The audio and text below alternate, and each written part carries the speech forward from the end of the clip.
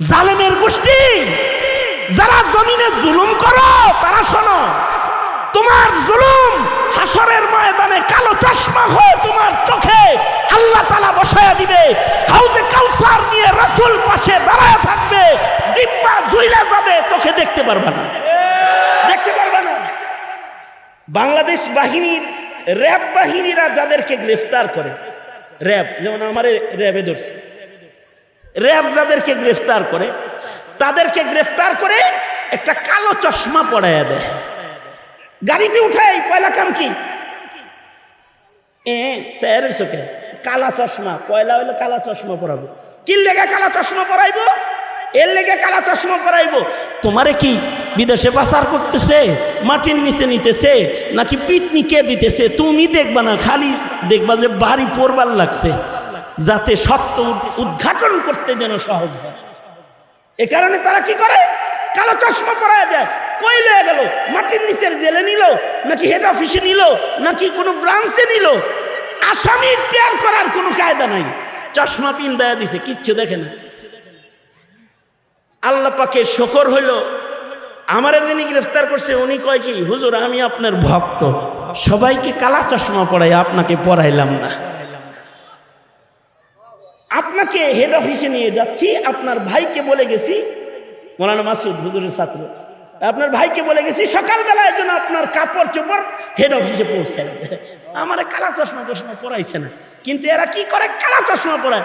কালা চশমা পরাইলে কি হয়, যে কই যাচ্ছে, কোথায় যাচ্ছে, পাশে কে আছে, ডান্ডাওয়ালা আছে নাকি কে বয়ে রইছে, কিছু দেখা দেখা যায় না। শুধু পিন্দায় বসায় রাখে না, গাড়িতেই মায়ের উত্তম মাধ্যম কিছু হয়, কে মারে এটাও তো দেখা যায় না। গাড়িতে আছে 10 জন, উতাল পাতাল ঘুষি চলছে, কালা চশমা পিন্দা আছে, হে যে কারে কইব যে তুই মারছস, এটা বলার কায়দা নাই।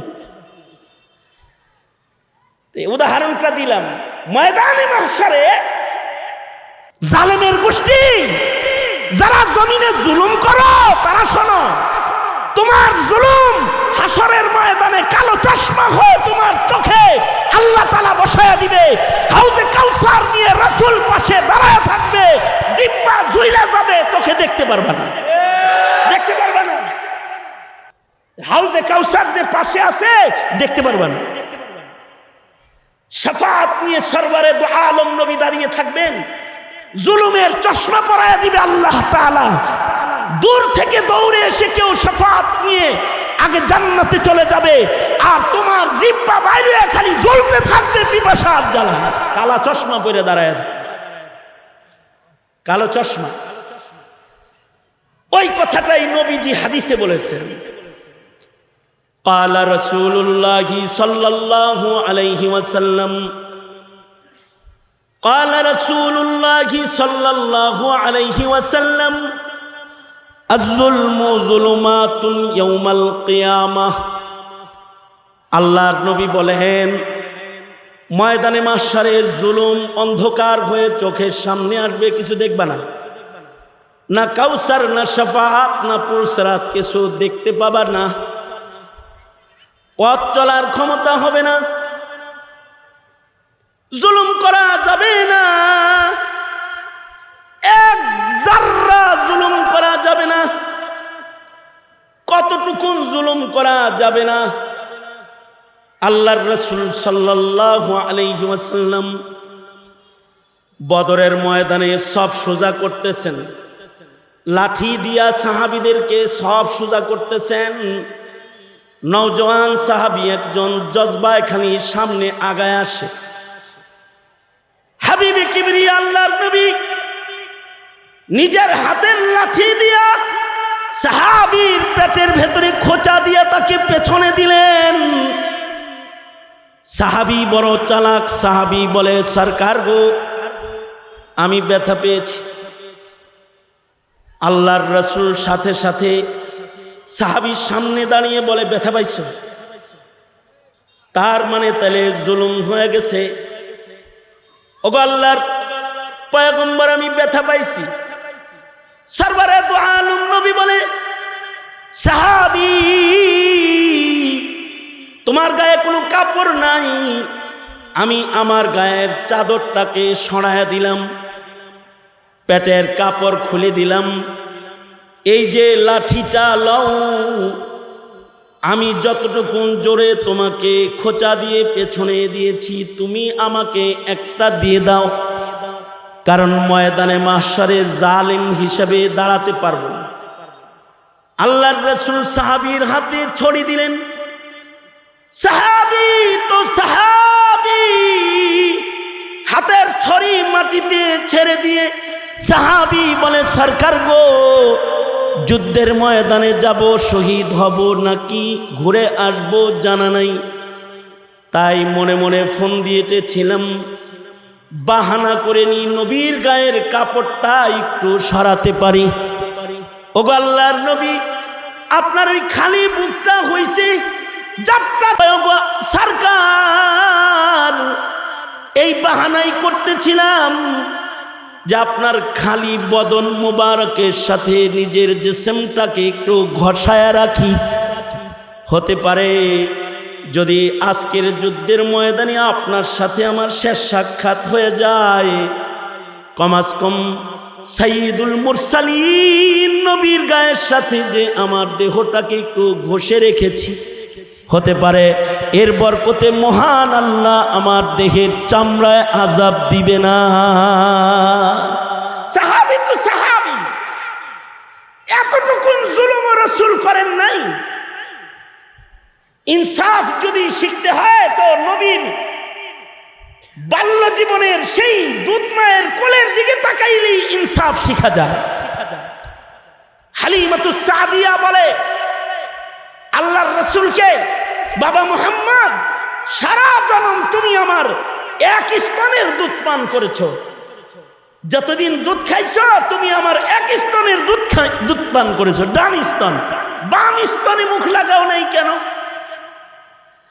সরওয়ারে দু আলম বলে, মাগো, আমি যদি বাম স্তনের দুধ পান করি আর মুখ লাগাই, তাহলে আমার ভাই কি খাবে? আপনার সন্তান আমার দুধ ভাইয়ের জন্য বাম স্তনটা রাখতাম, আর আমি শুধুই মাত্র ডান স্তনের দুধ পান করে মাগো আপনার কোলে আমি ইনসাফ কায়েম করতাম। এক স্তন আমি পান করতাম আর আরেক স্তন ভাইয়ের জন্য রেখে দিতাম। তার মানে ব্যক্তি জীবন থেকে শুরু করে রাষ্ট্র জীবন পর্যন্ত জিন্দেগির পরতে পরতে কোনো জায়গায় এক সরিষার দানা পরিমাণ জুলুম কোনো বান্দা করুক, এটা আল্লাহ তাআলা পছন্দ করেন না। এ কারণে আল্লাহর নির্দেশ হলো, ইন্নাল্লাহা ইয়া'মুরু বিল আদল, আল্লাহ পাক ইনসাফ কায়েম করার জন্য নির্দেশ করেন। জুলুম এত বড় জঘন্য গুনাহ, এই গুনাহটা যদি কেউ নিয়ত করে জুলুম করার, তাতেও বরকত বন্ধ করে আল্লাহ। আর ইনসাফ এত বড় ইবাদত, কেউ যদি ইনসাফ করার নিয়ত করে আল্লাহ তাতেও রহমতের দরজা খুলে দেন। আব্দুল্লাহ ইবনে আব্বাস রাদিয়াল্লাহু আনহুমা থেকে রিওয়ায়াত, আব্দুল্লাহ ইবনে আব্বাস সাধারণ সাহাবী না, তিনি ওই সাহাবী যিনি ১৬ লাখ সাহাবীর ভেতরে একমাত্র তিনি ফিরিস্তাকে আসল আকৃতিতে দেখেছেন। বাপের সাথে নবীর দরবারে গেছে, তা যাই এই বাপেরে কয়, নবীর পাশে কে বসে রয়েছে ওইটা? তা হযরত আব্বাস বলে, আমি তো দেখি না কে বয়ে রয়েছে, তুই দেখোস নি? আমি তো দেখি কে যেন বয়ে রয়েছে, আমি তো দেখি না। তা আল্লাহর রাসূল সাল্লাল্লাহু আলাইহি ওয়াসাল্লাম দেখে বললেন, আব্দুল্লাহ, আমার পাশে কে বসা আছে তুমি কি দেখেছ? হ্যাঁ আমি দেখেছি। ইনি তো ফিরিস্তা, তুমি তো ফিরিস্তাকে আসল আকৃতিতে দেখে ফেলেছ, তোমার চোখ অন্ধ হয়ে যাবে। কারণ আল্লাহ যাকে অদৃশ্য চালায়, জিন অথবা ফিরিস্তা, এদেরকে মানব চক্ষু আসল আকৃতিতে দেখতে পাবে না। হ্যাঁ, ইয়াতাশাক্কালু বিআশকালিন মুখতালিফাতিন, তারা বিভিন্ন আকৃতিতে নিজেকে পেশ করার যোগ্যতা রাখে। যদি কোনো আকৃতি ধারণ করে তাইলে দেখা যাবে, কিন্তু আসল আকৃতিতে না জিন দেখা যাবে না ফিরিস্তা দেখা যাবে। কিরামান কাতিবিনও আছে সাথে, আবার শয়তানও একটা আছে, কিন্তু আমগোর লগে দেখা সাক্ষাৎ হয় নাই। আমিরে মুআবিয়ার লগে নিজের শয়তানের লগে দেখা হইছে, তার স্রোতে না, মানুষের স্রোতে। শেষ রাত্রে দেখে কি মাথা টিপে আর কয় উঠেন না, এত ঘুমানকে। ঘরে কে রে? আমি আপনার সাথে সব সময় থাকি। তুমি কে? কয় আমি শয়তান। মানুষের আকৃতিতে আসছে। কি জন্য আসছো? কয় তাহাজ্জুদ পড়াইতে আইছি। এর আগে না পড়াইয়া দেখছি কান্দে আল্লাহরে সহজে বাউ করে আলাইছেন। আজকে কান্নাকাটির দরকার নেই, নমাজ পড়েন। এই কথা বললে শয়তান আবার গেছে। আকৃতি ধরলে দেখতে পারবে, আকৃতি না ধরলে জিনও দেখতে পারবেন না, শয়তানও দেখতে পারবেন না, ফেরেশতা তো দেখার প্রশ্নই আসে না। এই যেই চোখ দিয়া ফেরেশতা দেখা যায় না, জিন দেখা যায় না, এই চোখ দিয়ে আল্লাহ দেখা যায় নাকি? এ কারণেই লান্তারন নাস্তিকরা সব দেখবার চাও না, সব দেখবার চাও, সব দেখার চোখ তোমারে দেওয়া হয় নাই, সব দেখতে চাও না। ইমামে শাফি রহমতুল্লাহ আলাইহি বলেন, কেউ যদি দাবি করে যে জিন দেখছি আমি আসল আকৃতিতে, ইমাম শাফি বলেন এটা আস্ত একটা কাজ্জাব, ওর কাছ থেকে হাদিস নেওয়া যাবে না, এটা আসলি আকৃতিতে দেখা সম্ভব না। কিন্তু আব্দুল্লাহ ইবনে আব্বাস ফিরিস্তাকে আসল আকৃতিতে দেখেছেন। মুহাদ্দিসরা বলেন উনি দেখেন নাই, আল্লাহ ওনাকে দেখাইছেন, এজন্য দেখাইছেন যে ওনার চোখ নষ্ট করবেন। কারণ ফিরিস্তা দেখার পরে চোখ নষ্ট হয়ে গেছে। উদ্দেশ্য হলো আব্দুল্লাহ ইবনে আব্বাস তুমি খালি রাসূলকেই দেখছো, ওইটুকুনি মানুষের কাছে বলো, দুনিয়া দেখা এগুলো বলার দরকার নাই, খালি কোরআন বলবা তুমি আর রাসূল বলবা। এ কারণে আব্দুল্লাহ ইবনে আব্বাস যত কোরআন বলতে পারতেন আর বুঝতেন, এতটা কেউ বলতে পারতো না, কেউ বুঝতো না। এ আব্দুল্লাহ ইবনে আব্বাসের রেওয়ায়াত, এই রেওয়ায়াতটা বলেই আমি আমার আলোচনা শেষ করে দিতেছি। শুআবুল ঈমানের ভেতরে ইমাম বাইহাকী রাহমাতুল্লাহি আলাইহি এনেছেন, ইবনে আব্বাস বর্ণনা করেন এক বাদশা শিকার করার জন্য জঙ্গলে গেছে। জঙ্গলে যে রাত হয়ে গেছে, ফেরত আসতে পারে না, তো জঙ্গলের পারেই এক দরিদ্র কাঠুরিয়ার বাড়িতে মেহমান হয়েছে। সন্ধ্যাবেলায় এই কাঠুরিয়ার গরুর পাল বাড়িতে আইছে। এই গরুর পালের ভেতরে এমন একটা গরু আছে যেই গরুর স্তনে এত বরকত যে কাঠুরিয়া দুধ দহন করলো, এক গরুর স্তন থেকে 30 গরুর দুধ বেরিয়েছে। একটার স্তন থেকে 30 গরুর দুধ বেরিয়েছে। ভালো জিনিস দেখলে কিন্তু নেতাগুলো লোভ হয়, বাদশারও লোভ হয়েছে। বাদশা কয় পাখি শিকার করে কি লাভ, গরুটা শিকার করলে না, এমন গরু হের ঘরে মানায়, এ তো রাজদরবারে মানায়। মনে মনে ফোন দি গরু কেমনে নেওয়া যায়, নিয়ত করে আলাইছে গরু ছিনতাই করার। নেতারা যখন ক্ষমতার চেয়ার পেয়ে যায়, চৌরাস্তার পারে যে মার্কেটটা থাকে, হে মার্কেটের বাড়িওয়ালারা যায় পিস্তল সামনে রেখে কয়, ভাই তোমার মার্কেটটা খুব ভালো, শুনলাম বেচবা। কয় না বেচবো, শুনলাম বেচবা, আমি কি এমনি আইছি নাকি? হয়তো বেচবি, তাছাড়া বিদার যাবি। বাস দখল করে ফেলাইছে। ক্ষমতার বলে ভালো বাড়ি আর ভালো মার্কেট দখল করে ফেলাইছে। যাদের কাছে ক্ষমতা যায় এ জুলুম তারা করে বেড়ায়।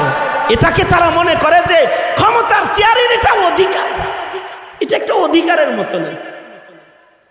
রাজায় চিন্তা করে গরু এটা দখল করতে হইব, ফোন দিয়ে আসছে,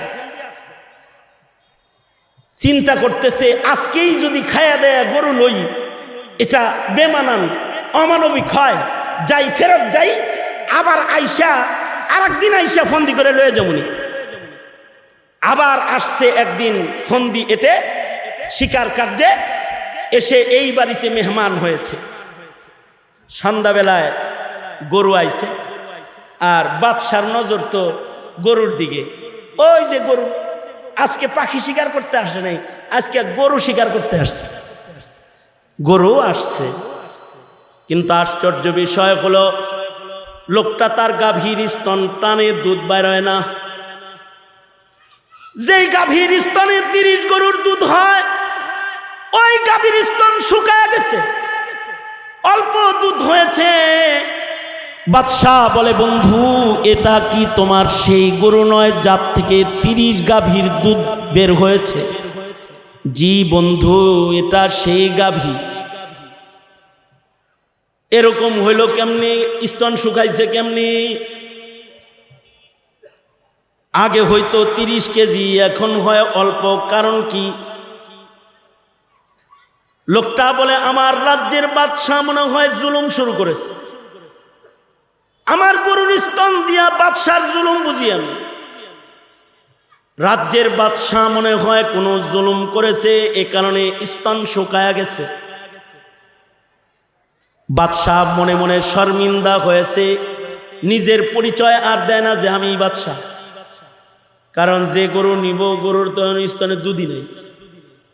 লজ্জায় চলে গেছে, রাতের বেলায় তওবা করেছে, ওগো আল্লাহ, জুলুম তাইলে এত নিকৃষ্ট গুনাহ, যেটা করা লাগে না, যেটার নিয়ত করলেও তুমি রহমত বন্ধ করে দাও।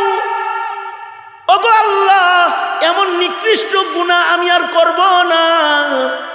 আমি তওবা করলাম, আর জীবনে কোনোদিন জুলুম করব না, জুলুমের নিয়ত করব না। আমার রাজ্যে আমি জুলুম হতেও দেব না। আমি ইনসাফ কায়েমকারী হয়ে যাব, আদাল প্রতিষ্ঠাকারী হয়ে যাব। আব্দুল্লাহ ইবনে আব্বাস বলেন, রাতের বেলায় বাদশাহ তওবা করেছে, সকাল বেলায় রাজ দরবারে চলে গেছে। কিছুদিন পরে চিন্তা, আমার ইনসাফের নিয়ত কি আল্লাহ পছন্দ করলো? পরীক্ষা করার জন্য আবার শিকার কার্যে বের হয়ে এসেছে। আবার বাহানা করে থার্ড টাইম দরিদ্র লোকটার মেহমান হয়ে গেছে, নিজের পরিচয় দেয় না। সন্ধ্যাবেলায় গাভীগুলো এসেছে, দুধ দহন করতেছে, আবার 30 গরুর দুধ বের হয়েছে। বাদশাহ বলে, বন্ধু, এটি কি সেই গাভী নয় যেটার স্তন থেকে 1 কেজি দুধ তুমি খুঁজে পাও নাই? জি বন্ধু, এটাই সেই গাভী। আবার কেন জানি স্তনে বরকত হয়েছে। বাদশাহ বলে, এটা কেমনে হলো? লোকটা বলে, আমার রাজ্যের বাদশাহ মনে হয় ইনসাফ শুরু করেছে। এ কথা বলতেই বাদশার চোখের পানি গড়ায় পড়েছে। লোকটাকে জড়ায় ধরে বলে, বন্ধু, আমি বাদশাহ, ছদ্মবেশে তোমার বাড়ির মেহমান হয়েছি। জুলুম তো এত নিকৃষ্ট গুনাহ, যেটা করা লাগে না, এটার নিয়ত করলেও আল্লাহ নারাজ হয়ে যায়। আর ইনসাফ তো এত উৎকৃষ্ট ইবাদত, তার সিফাতের নাম। যদি ইনসাফের উপরে চলার কেউ নিয়ত করে লয়, তো আসমানের মালিক মহান আল্লাহ বারাকাতের দরওয়াজাগুলো খুলে দেয়। এ কারণে আল্লাহর নির্দেশ হলো তোমরা ইনসাফ কায়েম করো। এ কারণে আপনাদেরকে বলবো, রাষ্ট্রের ইনসাফ তো আর আপনি কায়েম করতে পারবেন না, এটা রাজাদের কাজ। কমস কম ওই জালিমদের মোকাবেলায় যারা জুলুম করে যাচ্ছে, আপনি আপনার ব্যক্তি জীবন, পারিবারিক জীবনের ইনসাফটা তো কায়েমকারী হন, তাতেও আল্লাহর রহমত আশা করা যায়। আর যদি ইনসাফ ভুলে গিয়ে জালিমের দপ্তরেই নাম চলে যায়, তবে কিন্তু খোদার গজব এসে যায়, আল্লাহর গজব এসে যায়। আল্লাহর গজব আসলে বাঁচার রাস্তা থাকে না। আজকে উলামায়ে দ্বীনদের উপরে জুলুম চলছে, নেককারদের উপরে জুলুম চলছে। জুলুম থেকে আল্লাহ তাআলা আমাদেরকে উদ্ধার করুক, ইনসাফ কায়েম করার তৌফিক আল্লাহ আমাদের দান করুক। আওয়াজ করে বলুন আমিন। বাস এতটুকুন দাওয়াত। রমাদান সামনে, ইনসাফ কায়েম করব ইনশাআল্লাহ। বলেন ইনশাআল্লাহ, বলেন ইনশাআল্লাহ। হাত তুলে ওয়াদা করেন, হাত তুলে ওয়াদা করেন, ইনশাআল্লাহ ইনসাফওয়ালা হব, জুলুম করব না। আল্লাহ আমাদেরকে তৌফিক দান করুন। এতটুকুন বলেই আল্লাহ তাআলা হার কিসমের জুলুম থেকে আমাদেরকে বেঁচে থাকার তৌফিক দান করুন। এ দাওয়াত, এই তোহফাটা আপনাদেরকে দিয়ে আমি আমার সংক্ষিপ্ত কথা এখানেই শেষ করতেছি। जो कुछ हुआ या रब तेरे करम से हुआ, जो कुछ होगा तेरे करम से ही होगा। আপনাদের সকলের কাছে দোয়া চাই, আল্লাহ তাআলা হযরত পীর সাহেব হুজুরকে দ্রুত শিফায়ে কামিলা আজলা নসিব করেন। আওয়াজ করে জোরে বলেন, আওয়াজ করে জোরে বলেন আমিন। যে আকাবির চলে গেছে, সে আকাবিরের খালা পূরণ হয় নাই। এ আকাবির যতদিন আছে আমাদের বট ছায়া, এ ছায়ায় দাঁড়িয়ে থাকলে এই জুলম আর সেতাম যখন মুসলমানদের উপরে, আকাবিরদের ছায়ার বড় দাম। যতদিন শাইখুল ইসলামের ছায়া ছিল ততদিন জুলুম করার সাহস কেউ করে নাই, করে নাই। আকাবিরদের ছায়াকে কদর করি। আল্লাহ তাআলা আমাদেরকে আকাবিরদের কদর করার তৌফিক দান করেন, আমিন। আসসালামু আলাইকুম ওয়া রাহমাতুল্লাহি ওয়া বারাকাতুহু।